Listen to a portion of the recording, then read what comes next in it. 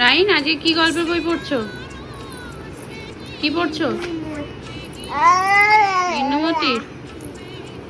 আর তুমি কি করছো কিয়ান? তুমি কিছু গল্পের বই পড়ছো নাকি দাদার মতো রাত্রিবেলা? প্রত্যেক দিনই মোটামুটি 10টা থেকে 10:30টার মধ্যে আমরা চলে আসি বিছানায়। আর তারপর শুরু হয় এক বিশাল যুদ্ধ, যে যুদ্ধে বেশিরভাগ দিনই আমি হেরে যাই। কারণ মোটামুটি 12:30 থেকে 1টার আগে এরা কেউই ঘুমায় না। আমার কাছেই তো এরা দুজন শোয়, আর দেবাশিস না থাকার জন্য দুজনকেই একের পর এক আমাকে ঘুম পাড়াতে হয়।